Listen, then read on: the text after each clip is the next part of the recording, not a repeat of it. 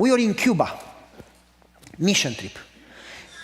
Peter, he's an eye doctor, took 5 people, went 7 hours away from Havana. Randy, he's a bones doctor, took 5 people, went 3 hours away from Havana. I took a team and went 1 hour away from Havana. We have been praying for 3 months, and God inspired us as an answer to prayer. After 3 months prayer, we got a phone call and they said, we need you if you can come in these 3 locations because there is no Adventist presence, 0. We would like to plant a church in these 3 locations. We consider it an answer to prayer. God sent us the money. Somebody called and said, I want to give a donation, 11,000 for Cuba. Somebody else called and said, I want to give a donation, 27,000 for Cuba. Somebody else called, I want to give a donation, 1,500 for Cuba. A lady came and she says to me, Pastor, I'm broke, I am poor, I have no job, but I want to be part of it. All I have is $20. Would you be offended if I give $20? I said, this is the most I got. This is the greatest gift because those people, I know them, they have a lot. Praise the Lord for their gift. But I know you don't have a job, you are sick, you are old, you get like 600 a month or something. This is amazing. God can take the $20 as the fish and the bread and multiply them and bless 5,000 people. Praise the Lord for the $20. Give it away. And we raised over 60,000. Went to Cuba. Anyway, paid for church building, paid for this, paid for that, paid for over, I don't remember, 300 pastors, paid. And then let's do evangelism. Let's do evangelism.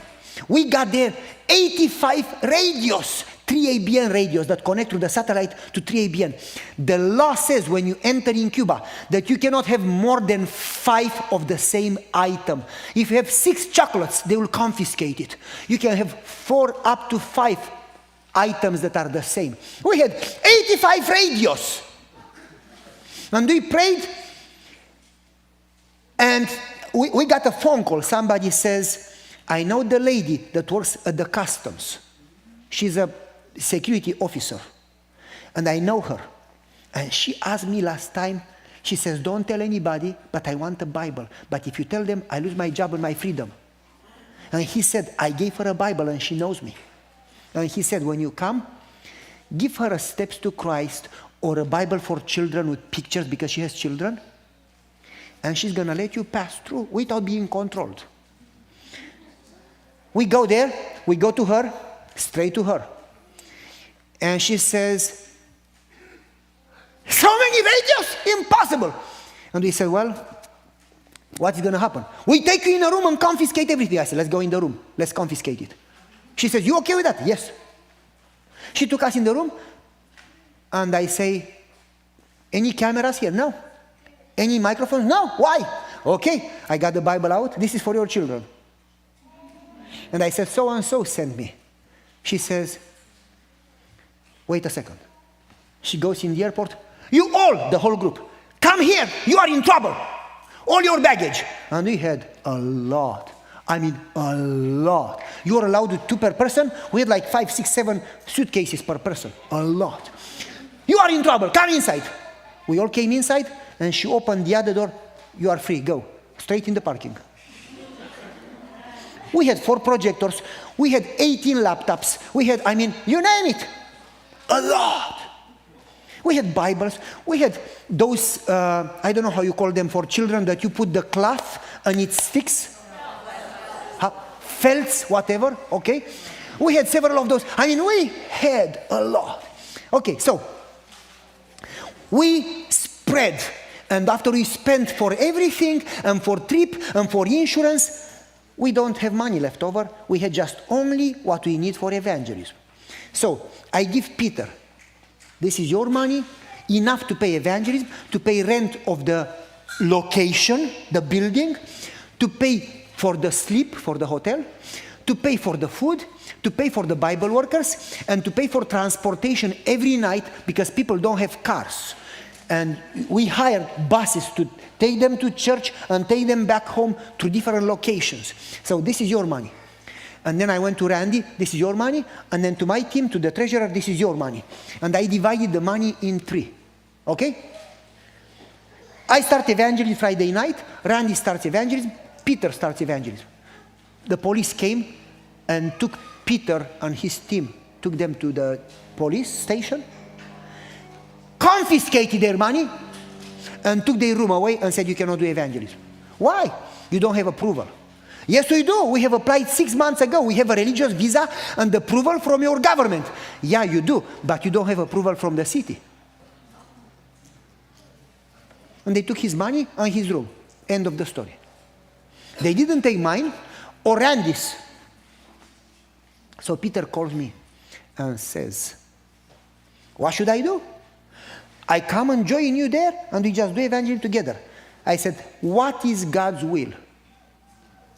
He says, I don't know. Then why do you ask me? I am not God. Pray and ask God what to do. Because God sent you there, not me. Hello? Who sent you there? God. Then why do you ask me? Go back to God. Well, is he answering? I said, shame on you. You are elder. He says, okay. Half an hour later he calls, I prayed, nothing happened, so we come. I said, when did you pray? I didn't have time to eat. And you already prayed? Is that a prayer? Go back to prayer and pray the whole night and then tell me what God said. He said, okay, Pastor. He prayed the whole night. His family joined, the whole team joined, the children joined, and kids from Cuba joined them in prayer. He told me, Pastor, I never had such a nice experience. We prayed and more and more and more kids started to pray with us. And he said we prayed around 9 p.m. Everybody left. And me and my wife, we kept praying until morning. And he said somebody came in the morning and said, you know there is a law. You are not allowed to do evangelism in a public building without approval. However, you are allowed to do evangelism without approval in a church, within a church. And I said, that's your answer. Go to all churches in the city and ask them to let you do evangelism. Okay. He went to the Baptist church, they said no. He went to Pentecostal church, they said no. He went to Lutheran church, they said no. He went to Apostolic church, they said no. He went to all churches and they all said no. So he called me and says, what should I do? I said, again? Who sent you there? God. Then why do you call me? Call God. He says, okay. So they pray again. And the guy comes back and says, you know that you can do evangelism in churches. He says, yeah, but I did go. So he calls me, God again says that I should go to a church. I said, go back to churches. Well, I did. Go again. He started again, all churches. They all said no, except the Baptist pastor. He said, well, you came second time. Let me tell you something. I don't want to let you do evangelism in my church, but the roof is broken. It was broken. I saw that roof. You could see the heaven, the sky through the roof. It was bad. It was raining inside. He says, the roof is broken. The ceiling is broken. You can see holes. And he says, it takes us $2,500 to fix it, and we don't have the money. And Peter says, that's all I have left over to pay sleep, to pay food, to pay Bible workers, to pay transportation, to pay books. That's all I have, $2,500. He says, well, if you want to do evangelism in my church, you pay the fixing of the roof, $2,500. So Peter calls me, Pastor, what should I do? Pray. Well, I did. And God inspired me to give the money. Give the money. Then what am I going to do? I don't know. Am I God?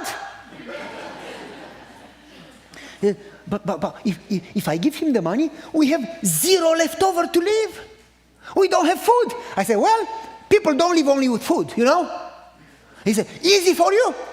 I said, well, faith comes in. Pray. He gave the Baptist pastor the money. They did evangelism that night. 16 people that came Friday night came Sunday night, plus the Baptist pastor and his family. Monday night, 16 plus the Baptist pastor plus 140 people, the whole Baptist church. Because the Baptist pastor said, I checked them out. They are good. Come and listen. Why would God allow the police to stop them? Because God didn't want only 16 people to hear. God wanted 16 plus a family, the Baptist pastor, plus 140. And God cares for those people more than that money. Okay, now Peter was supposed to pay transportation, to pay sleep, to pay food. He says, I have no money.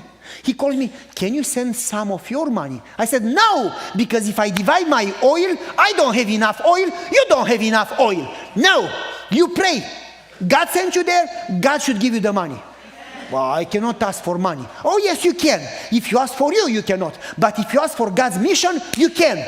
Go ahead and ask God anything. They prayed, and then he says to his wife, honey, God didn't answer. Do you have any money in your pocket? She says, I have 300 that I took pocket money for, And she opens her purse. And she says, Peter, the envelope that you're supposed to give to the Baptist pastor, 2,500, is here. You didn't give it to him. He says, oh my, he looks 2,500, the whole envelope that you're supposed to give for the roof is there. So he calls the Baptist pastor and he says, I'm so sorry, I forgot to give you the envelope. And the Baptist pastor says, you did give it to me, I have it in my hand. Now they have 2 envelopes of 2,500. He called me, did you put one more envelope? I said, are you crazy? No, I didn't. He takes money, 300 from the envelope, pays transportation, sleeping, food. And tomorrow night, when he counts the money, it's 2,500. He takes 300, and next night, he counts the money, 2,500. Every night, he takes 300, and he counts the money, 2,500. And he calls me, you will not believe what God did. I keep taking money, and the money don't go down. I said, can I have that envelope?